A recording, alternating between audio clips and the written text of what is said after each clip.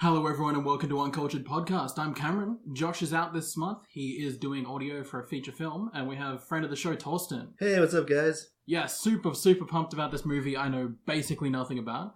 The Perks of Being a Wallflower. So, Emma Watson doing a role that's not Hermione Granger. And here's how depressing my life is. I went to buy this DVD, and it says, buy 2 movies, get 1 free. Do you want to guess which other movies I got? Is Gladiator one of them? No. I went out there, and I got... You bought 3 other movies, that's what you bought. Factually accurate, but not the point of the story. I got Kill Bill Volume 1, right? Okay. Because I hear that's a classic movie. So you haven't reviewed that yet, that's a good one. No. And... Do you have Kill Bill Volume 2? No, I do not. Well, you're gonna hate that film then, because you need Volume 2 for it to be complete.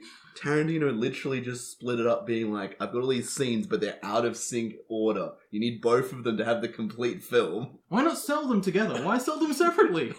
More money, I guess. Why couldn't you just put the 2 in one DVD case and say you literally cannot buy one half of the movie because it makes no sense?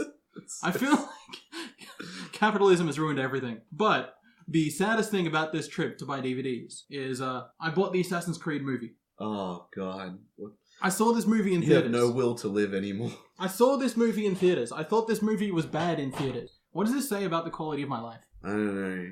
I think working with computers has killed your capacity for social connection or understanding of how the world works. Yes, because just like the events in the Animus, the entire world is fake and no one exists but me. So, the Perks of Being a Wallflower. What was the 3rd film? What other film did you buy? Alright. We've got Assassin's Creed. The 4th film. So, The Perks of Being a Wallflower, Kill Bill Volume 1, Assassin's Creed, and The Shining. Huh. Classic. I know nothing about The Shining other than there's a man's face and it's through a door. Okay, that's a good understanding to have about that film. That's all I took away from it. And he yells, here's Johnny, and there's a kid on a bicycle, or a tricycle. It had 3 wheels, so it's a tricycle. Yes. Science. Creepy little girls. I remember that one. I like that we spend so much time talking about other films and not Perks of Being a Wallflower. So because I know nothing. Start. I know nothing about the Perks of Being a Wallflower. Here are the things I know. We've run through this. Emma Watson and other actors. Okay? Well, what do you guess is the plot based on looking at the cover? Okay, so the cover, very cleverly, they've put a wall on the cover so that I know they're not lying about the wall thing. There is Emma Watson leaning on a man who looks kind of smug. He looks really smug. Emma Watson has short hair. There's another man with slightly longer hair, and they're all smug. That's all I know. They all look really smug. And it says, we are infinite. But there are 3 of them. I wonder what the significance of the green wall is, though. Is it foreshadowing something? Is it about envy? I don't know. It's about marijuana. Probably. We'll see. On the back we have more smug people. It's a movie about smug people. So, what I'm taking from this, the Perks of Being a Wallflower. So, what do you get from being a wallflower? You get to not be noticed, which means you're stealing something or you're a spy, right? You get to be smug. Is she a smug Soviet spy? Maybe. Okay, the plot thickens. Let's just go into this assuming it's going to be a heist film. Okay, she's going to steal my will to live. Okay, so we've just finished watching The Perks of Being a Wallflower. I want to dive into what I think of this movie, but let me give a quick summary of what I think it is. Torsten, feel free to interrupt. There's a teenager who's been through some rough stuff, and he meets a friend who is a grab bag of different tragedies. Essentially, he tries to work through some stuff. A lot of the stuff in here feels like Psych 101 to me. I mean, that's one of the things I love about this film, is like all the nice little nods it has to therapy, but also like the tragic coping mechanisms of someone with like some traumatic experiences. It's evident from the like Charlie's had some sort of interaction with a psychologist or something, because he's got his whole journaling coping mechanism where it's like writing to someone so he doesn't feel isolated, so he can voice his thoughts. But then it's like obvious he's not doing anything else. He's actually blocking everything out and trying really hard to not really acknowledge he has any problems. So this is kind of a typical high school setting, I guess.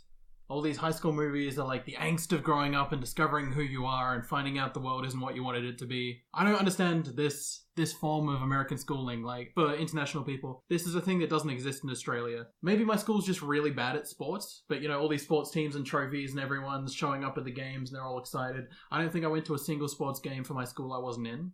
Yeah, no, like it's definitely a big thing in American culture, like the social activity of attending sports and stuff. Whereas in Australia, it's like, yeah, we've got like sports carnivals, we've got people who get leather jackets and shit, but you don't even realize, because the only people who care about them are the people who are doing like soccer team in like college or whatever. The lunch lines where you line up to get all your food, like the mandated meal that everyone has. Yeah, we don't have that in Australia. You bring your own food or you, I don't know, eat bark. Yeah. I also don't know if it's like an American thing or just a poor form in all films, but I've noticed like every time there's a dance party or something, like you got all these people properly moshing and shit. Whereas like every dance party or formal I've been to in Australia, it's just a bunch of circles of people dancing together, not paying any attention to any of the other circles. And about 100 teachers walking around wishing they were getting better pay for being there out of hours. So this doesn't represent my high school experience. Is it anything like yours? As far as like the actual school goes, maybe not so much, but like the social group thing, like I really connect with. Like it's so cringy, the things they say, but it's cringy because like this is the kind of exact quotes of things that people said around me, like welcome to the island of misfits. And it's like, so I'm very used to being in that group of people where it's like everyone's got some pretty hectic mental health issues going on. We're all just drinking to cope with it, taking drugs. So, yeah, one of the guys at some point says, someone asks him, I hear you write poetry, and he goes, no, poetry writes me. Like, I said this at the time, but like that guy is meant to sound like an absolute jerk-off. The thing that makes him so much worse is like everyone in this group, like Sam and Charlie, like they're 16, 17, so they're still in that immature phase where they're like, yeah, I'm so unique and, you know, my music is so retro and I'm so like hipster and that sort of thing. Whereas that dude, he's in college or university to us Australians. He could be like 28 or something and he's hanging out with a bunch of 17-year-olds being like, yeah, I'm so cultured and sophisticated. Where it's evident like he's in this group of misfits because he seems like a total jerk off to any adult. Yeah, we are all about lack of culture here, so welcome, you're one of us.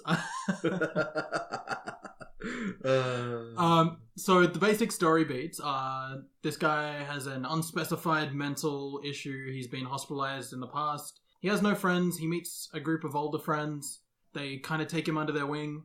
And another thing I want to point out, like one of the reasons why I like this film is it throws out a bunch of red herrings about why he's traumatized. Like really early on in like the first quarter, it's like, oh, his friend shot himself. So you're like, oh, that's why he's so traumatized. That's why he has no friends. And then it's like, oh, his aunt died in a car accident, like, and he was super close to his aunt because he talks about his aunt all the time. And it's only at the very end of the film that, unless you're really paying attention, you're like, oh shit, it all makes sense now. All of the flashbacks, all the obsession with his aunt. He was abused by his aunt. Yeah, she gets hit by a truck, and then, you know, he blames himself, which is like this really classic mechanism of someone who has an abuser. And also the fact he constantly brings up being like, oh, my aunt had such a tragic life. Where it's like there's obviously this monologue in his brain that we're not always hearing, where he's being like, I have to justify why she did something so horrible. It's like she had a tragic life. And I really like that callback when Sam originally says that her father's boss like made out with her when she was 11. He's like, oh yeah, like my aunt had shit like that. And it like has this echo of like the cycle of abuse, which, you know, I won't go deep into because this is not about psychology, but yeah, you have a kind of psychology background. Is this movie a nuanced like view of mental health issue to you? Because it kind of seems token to me in a lot of places, and I'm not sure whether that's just I don't understand the struggles of the specific characters. I think similar to my views around, this is random, but that Disney film where it's got all like the animated emotions, it's like I think it's a really useful film in the sense like there's so many coming of age movies, and I love coming of age movies for like the psychological play in them,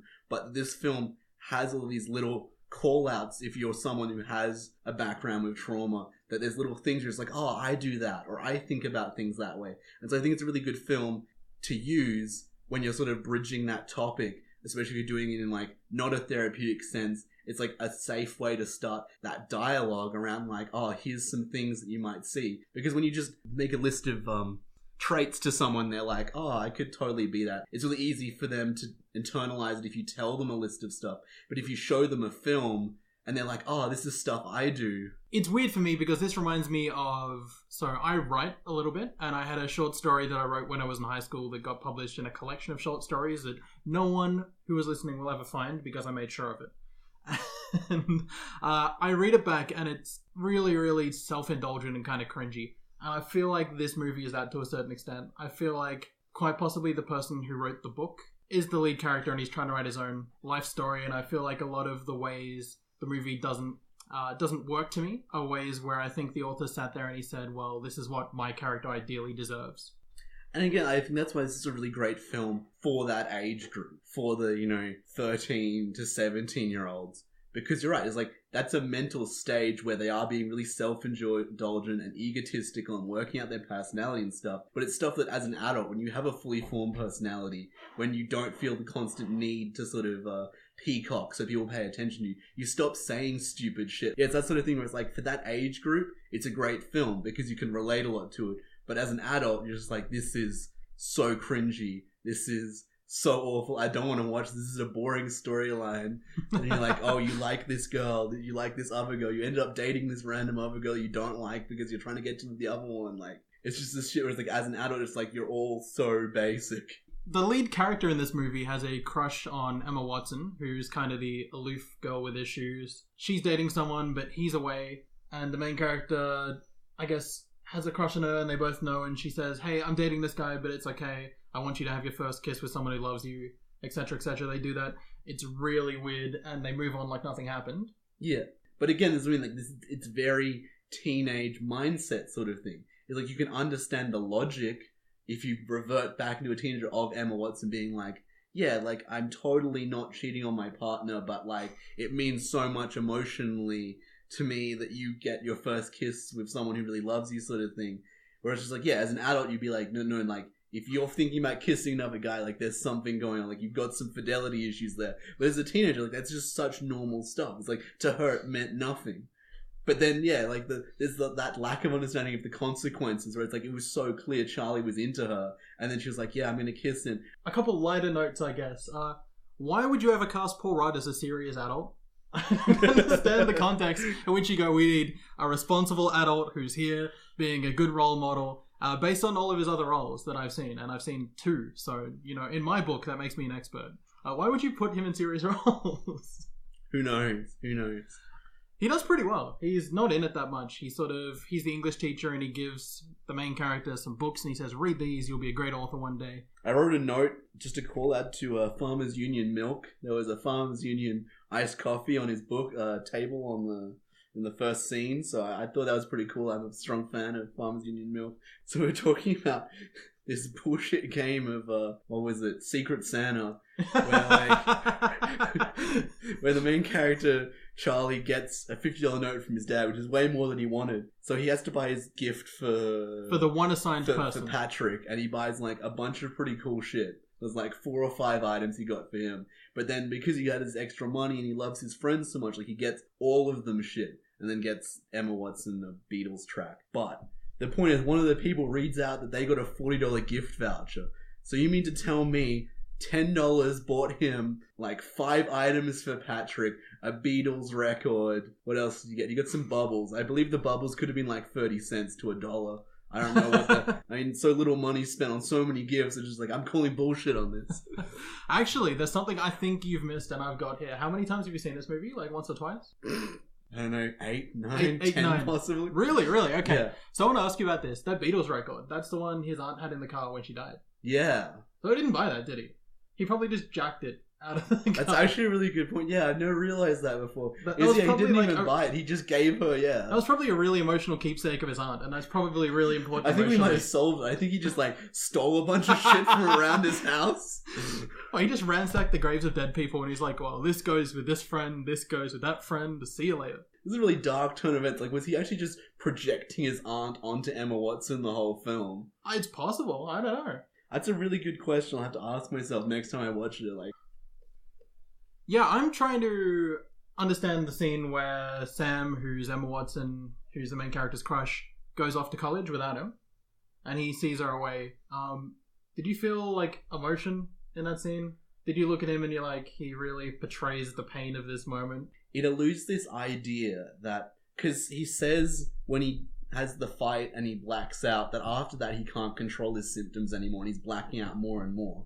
So I interpret it as the stuff of Emma Watson happened, and that's the night before he leaves, and that he's just in a state of trauma between then and when she's leaving. So he's slowly becoming less and less associated with reality. So it's there's pain and suffering, but he's also completely disconnected from the world by then. Alright, so I'm confused because they were very vague about symptoms and blacking out and not being there, and it would be like, because of the trauma, like any really intense emotion, his brain will be like, oh shit, we can't handle intense emotion, so it's blacking out the memories of it. So it's this really weird effect where it's like he can actually see it, and his brain will see it, and you see this in the flashbacks, like that he remembers it happening, but every time he tries to remember, his brain is just like, it basically like scramble, like white noise, stopping him from actually seeing the memory. And so that's what the thing is, like that any intense emotion, he just can't experience it because his brain will be like, no, you can't feel intense emotion because that means we have to start remembering all that shit that happened with your aunt. Which is why, like, whenever he does something really crazy, like takes acid, he has a blackout again.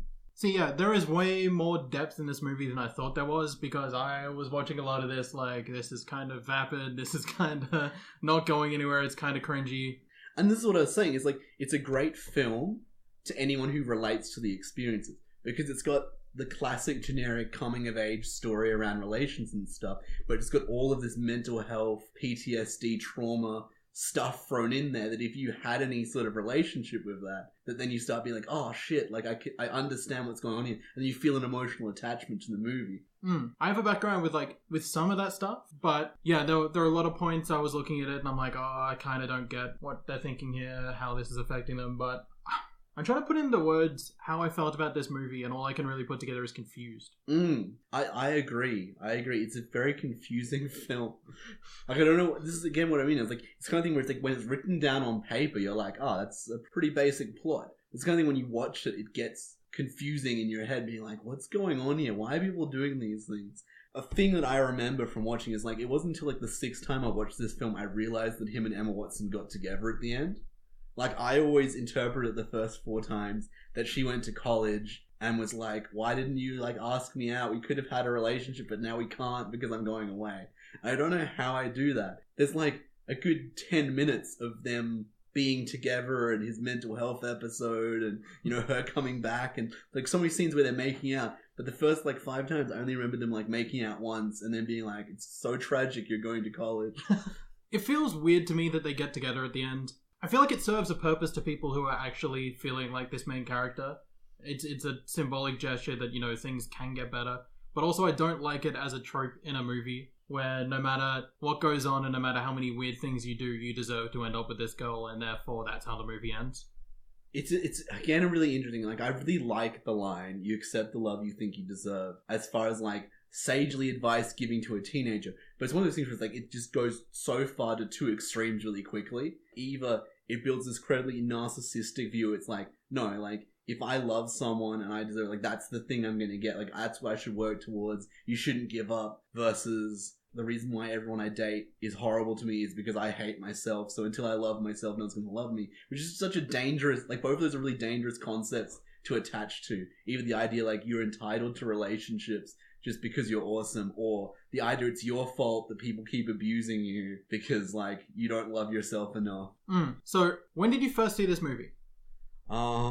I have no idea, but I was definitely, like, 16, 17 the first time I watched it. Was it more, like, relevant to your life then? Was it more anchored in your reality? It was really powerful to me back then. Like, one of my notes that I wrote down was, like, I really love Ezra Miller's character in this Patrick. Patrick's not a particularly amazing person, but I watched this film, and after about, like, the 2nd time, because I just idolized Patrick when I was young. I assimilated so many aspects of him that, like, I'd do shit like walking into a shop class and be like, I've got to be boisterous and energetic and really funny, and that's how I'm going to make friends. And I feel like I really developed a really cool aspect of my personality because of that. Yeah? Yeah. So Patrick is an open gay man with a closeted boyfriend for at least the first half of it. His struggle is, I guess, he accepts himself, but his partner doesn't. That is part of his struggle, but the other thing, like, the value of hindsight, like, knowing things about Patrick's sort of personality, is that really he's coping with all the pain and suffering in his life by overcompensating. And this is something that comes out in the scene when everything's fallen apart, and Charlie's like, every night, Patrick came and picked me up, and he'd start the night super excited and boisterous and fun, but when he ran out of things to distract himself with, he'd break down. And it's like that you then realize, like, the first half of the film when Patrick was with his closeted boyfriend, he was just like, yeah, I'm so okay with the fact that, like, my boyfriend is ashamed to tell anyone else that we're together. Like, I'm cool with that. But really, the whole time he was just deflecting. He was in denial about how he really felt about all these things. Like, I'm going to make fun of myself.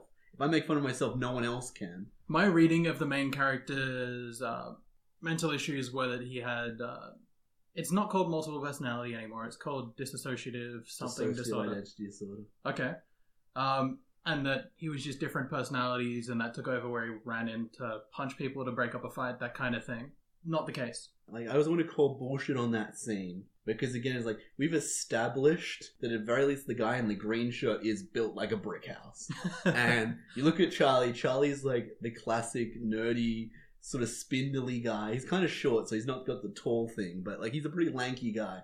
And it's just like, no matter how passionately upset he was at that moment, it's like, I call absolute bullshit on the idea that he took down like 4 jocks on his own. Like they say in the streets that I've never been to. He caught them slipping. He ran in, he swung on them. They all fell down like, ah! I think it's really convenient they cut all those scenes out because I agree they would not have been believable. I just want to see like a slow-mo like action film style thing of him like dodging punches and like throwing people to the ground. I fully believe he just kind of jumped in, punched a guy, and then that guy fell into and they all fell over. I feel like the real star of the movie was the girl from English class who got straight A's since kindergarten but always had like snappy one-liners. Yeah, I had a couple of them written down, but I'm not going to say any of them. You don't feel like they're appropriate to say on live? No, probably not. I have a job. Yeah, Emma Watson's American accent, not the best. No, it's not. Kind of possible, I guess. If I remember, I think that's been a criticism of the film since it came out. Do you feel like this would be a movie that would get greenlit if Emma Watson wasn't attached? Because I kind of feel like they found a book, they found the rights to it, they're like, people read this book, people like Emma Watson, this is a cross-section of things that will theoretically make me money. I think it would, because in the same way Scott Pilgrim had this cult following, inverted quotes, cult following, but like that introduced the idea of like the manic pixie girl to our generation for like archetypal personalities you could take on. This book / movie introduced the archetypal like hipster retro girl who's like into all this cool shit and not above, but I you know what I mean? Like that sort of hipster chick. Like She's introduced that aloof hipster chick. Like it introduced that trope. And so I think that there was a real cult following around the book even before the film. So if they had like greenlit it or crowdfunded it, like I think they still would have gotten a lot of people. But especially if they had Emma Watson attached, they'd be like, yeah, we'll definitely throw money at it. It's weird to me that one of the characters is identified as a punk Buddhist. That sounds like edgy for the sake of being edgy. That's what I mean. Like it's so our generation. It's like that girl literally was that like I'm edgy for the sake of edgy girl. Whereas like the moment she had the Sadie Hawkins, it's like all that shit was gone. You know, like she wore a crazy necklace, but she was wearing the normal traditional dress. She was all meek and coy and stuff. Every other scene, she's like, yeah, I'm Buddhist, but I'm punk, and I listen to all this really cool music, and like... This sounds like the ultimate get out of jail free card, because every time I'm like, this is poorly written, you're like, teenagers are poorly written, real life is poorly written. Look, I can argue that all day, but a movie is written to be enjoyed by the everyman. I spoke to Josh before I saw this, and he said your feelings more or less mirrored his. So, have you guys talked about this movie before? No? Because he said, I feel like Torsten more or less feels the same way about this movie that I do. This film was a big part of younger me's life. I watch this film every time I fucking break up with someone, so it's hard to remember when I watched it for the first time. So I'm sitting here just crushing young Torsten's spirit by saying, you know what, this movie... I don't feel like Emma Watson's character had character. I don't think she demonstrated a lot of initiative or a lot of much in this movie. Like, I'm tempted to fall back on the whole just like, teenagers don't make sense. But I kind of get what you mean. Like she does have a bunch of interests and stuff and sort of serves as somewhat of a plot device for a lot of things in it. And so when I really try to break it down, it's like, who was Emma Watson as a character? Like, there was a character, but it was a very weak character. Yeah, I feel like a lot of these characters are missing depth, but so are people. I think she is, like, all of them are a bunch of, like, traits, but again, like, they're really powerful traits that people will project onto the characters, and that's what makes it, again, like, a great film for that 14 to 17-year-old age group, because it's not there. Like, they're so egotistical in their brain already, it's just like, it doesn't matter that the characters aren't really formed, it's like, I'm going to project myself onto Charlie, I'm going to project myself onto Patrick, I'm going to project myself onto Emma Watson, and then you just, like, insert all the bits of their personality that aren't there with your own personality. I don't know that I directly identify with any character in this movie, but, You've said you have your pick. Patrick is your pick. Well, this is what I mean. Like, it's this thing where it's like, I know who identified or how I identified with characters in the past, but now I don't identify with any of them really. Like, I can identify with past me being like them or having traits and stuff. But yeah, like I think if I watched it fresh now, having not watched it when I was younger, I don't think I'd enjoy it as much, but I also don't think I'd pick up on as much as the stuff I've picked up on, because I only noticed these things because I paid so much attention, because I wanted to see what was going on in the film. I wanted there to be this meaning or understand why it was so important to me. If you went back in history, you never saw this, how does that change your life going forward? I think I'd be more of a wallflower, actually, if I hadn't watched this film. Yeah? Because, yeah, like I said, like, watching Patrick being a goof and doing that shit is like, that made me start being goofy and led into me becoming a leader of teams and stuff, because I was like, actually, I don't hate being in the center of the spotlight. I like being fun and boisterous and stuff. And I think if I hadn't watched this film, I wouldn't have started being like, oh, I really want to do that shit. I want to be like Patrick. There's something insufferable about hipsters. There's also something insufferable about teenagers. And I know because I was there. I want to hate these characters, but I can't. On one hand, it's like they're being teenagers and being like, oh, we're so retro. But they're not as insufferable as hipsters, with the exception of, you know, punk Buddhist girl. But that's what I mean, it's like, the reason why hipsters are so frustrating is because, like, they're putting it on so hard, being like, oh my god, like, I do this and it's so amazing because I do it. And it's like, no, everyone does that. I'm not going to speak for you, but I know if you took my teenage moments and made them into a movie, I would hate them even more than I hate these characters. I don't know, if you watched your teenage years as a movie, how cringy would you be? Oh, my teenage years would be so cringy. I used to run, like, Naruto run everywhere, not in an ironic way. So, for people who haven't seen this, because this is a very millennial thing, this is something I am cultured on. This is people bending forward at the waist. They're like, 45 degrees forward, both of their arms back like they're a plane or something, and you just sprint. Yeah. I feel sorry for teenagers now who people have screen caps of that, and it's like, no, you definitely said this. Before we embarrass ourselves too much, how many emo fringes do you give this movie out of 5? I'm going to give it 3.72 emo fringes out of 5. Look at this man being precise like he's an engineer. If I give it 7.3, that's overplaying it. 7.1, not good enough. Right on the mark there. I'm going to give it a 3 emo fringes, and it's lucky to have that. So, I want to thank you, Torsten, for being on the show. Hope you've had fun. I hope I can come back for more, especially if Josh keeps being busy writing movies or whatever. Look at Josh out here being successful. So, before we go for this month, I just wanted to say... shout out to Jordan Harbinger, who started a new podcast, Jordan Harbinger Show. Check that out if you want to be a better person. I don't know why you're here if you want to be a better person, but, you know, we accept all types. Also, shout out to Game On Podcast.